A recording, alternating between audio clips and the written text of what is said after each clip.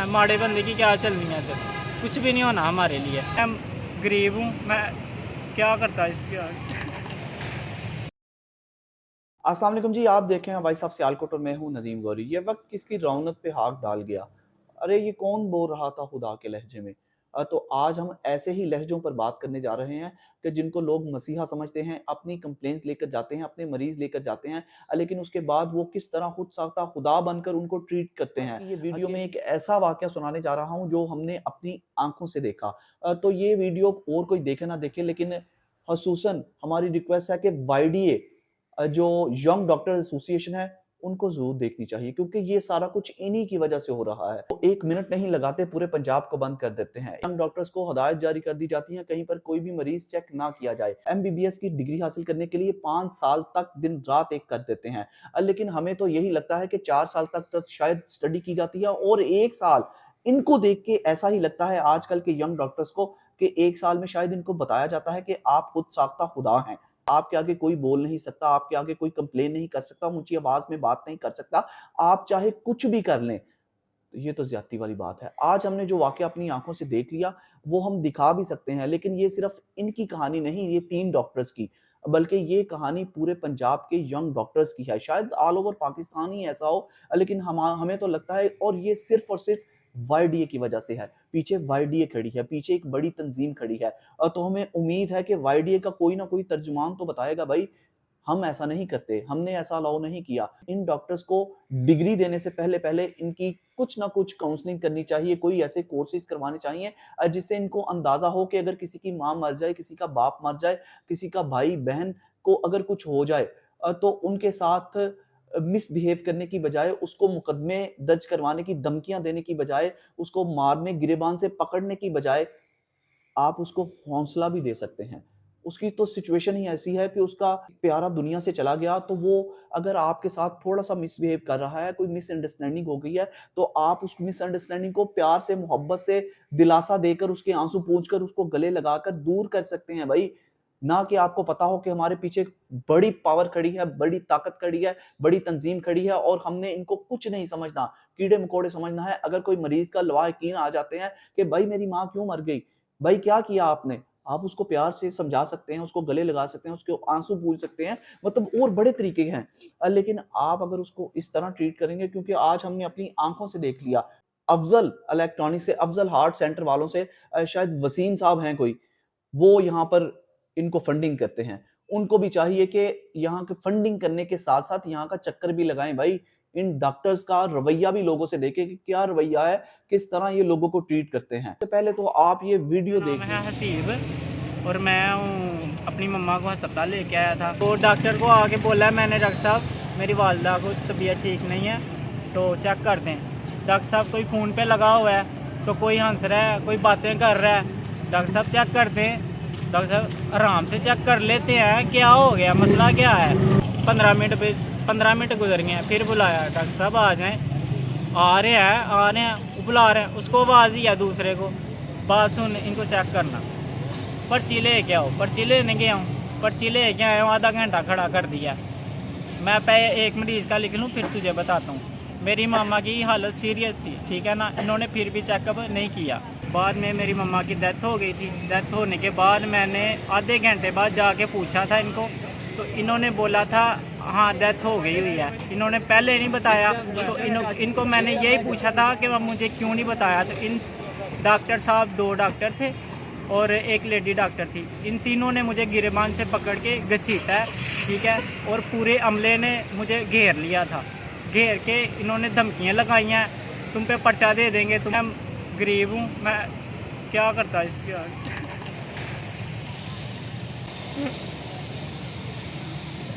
इन लोगों ने धमकी लगाई है, ठीक है। डॉक्टर का नाम भी नहीं मुझे पता।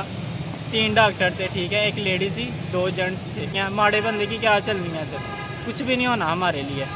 सारे इधर बैठे हुए हैं, सिफारशी बैठे हुए हैं, इंजॉय करने आते हैं, मरीजों को कम देखते हैं, इंजॉय ज़्यादा करते हैं। ये पढ़े लिखे जाहिल लोग हैं, इनसे अनपढ़ अच्छे होते हैं, उनको बोलने का भी तरीका होता है। अंदर कैमरे लगे हुए हैं, उन पे आके देख लें।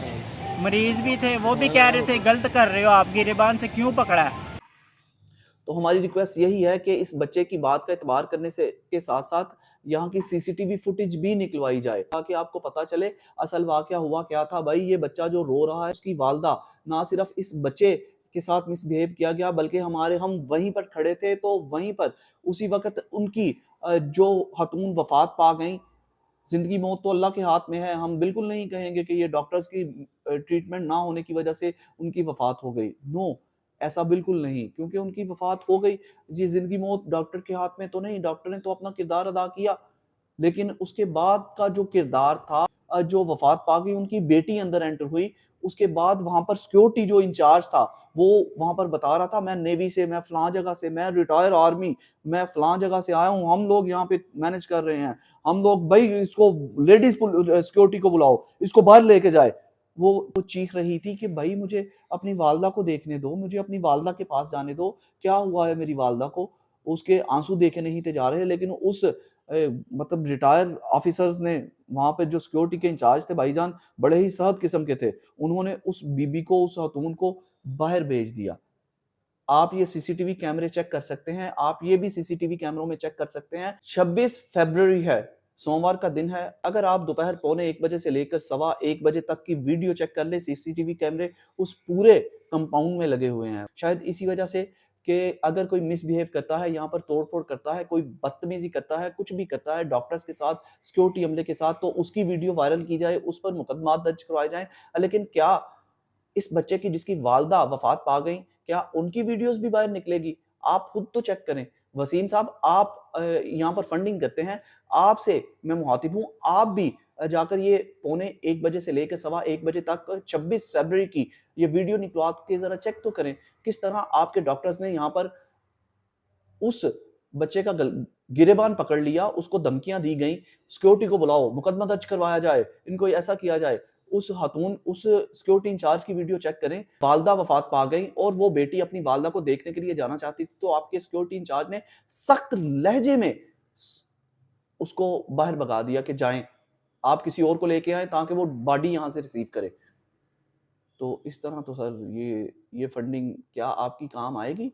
क्या आपको लगता है कि ये जो फंडिंग की जा रही है, लोगों से अगर मिसबिहेव किया जा रहा है, आराम भी आता होगा, बड़े लोगों का इलाज होता होगा, बड़े लोगों को ट्रीटमेंट दिया जाता होगा। ये डॉक्टर्स बहुत काम करते हैं, लेकिन सर लास्ट में जो हमने अपनी आँखों से देखा, वो तो हमने यही देखा कि इस बच्चे ने ये इल्ज़ाम लगाया कि पौने रात को सहरी के वक़्त हम लोग अपनी वालिदा को लेकर आए, तो बार-बार डॉक्टर्स को बोलने के बावजूद कि हमारी वालिदा को चेक कर लें, चेक कर लें, चेक कर लें। तो डॉक्टर्स का यही कहना था कि आ जाते हैं भाई, क्या हो गया? क्यों इतना शोर ववेला कर रहे हो? तो जिसके वालिदा, जिसके वालिद, जिसके भाई-बहन, कोई भी मरीज़ होगा, उसने तो ववेला करना ही है कि भाई जल्दी से जल्दी मेरे मरीज़ को चेक किया जाए। तो उस बच्चे ने ये इल्ज़ाम लगाया कि ऐसा कुछ भी नहीं हुआ। ये अपने मोबाइल यूज़ कर रहे थे, सोशल मीडिया देख रहे थे। किसी डॉक्टर्स का हम नाम नहीं ले रहे, ना हमारे पास वीडियो मौजूद है, लेकिन हम दिखा नहीं रहे, इसलिए कि ये सिर्फ़ यहाँ का वाक़या नहीं, बल्कि हर हॉस्पिटल में, हर सरकारी हॉस्पिटल में ऐसे ही वाक़यात पेश आते हैं। और यंग डॉक्टर्स को सिर्फ़ और सिर्फ़ पुश्त बनाई है वाईडीए की, जिसकी वजह से ये बिखरे पड़े हैं और इनको पता है हमारे खिलाफ कोई भी कुछ नहीं कर सकता। हम हड़ताल कर देंगे, पूरा पंजाब बंद कर दिया जाएगा। तो वाईडीए से भी ये इल्तिजा है कि भाई आप भी थोड़ा-सा इनकी काउंसलिंग करके इनको कोई ना कोई कोर्सेज़ ऐसे करवाए जाएँ, इनकी डिग्री के 5 साला डिग्री के साथ-साथ कोई 1-2 माह का अखलाकियात का कोर्स भी करवाया जाए।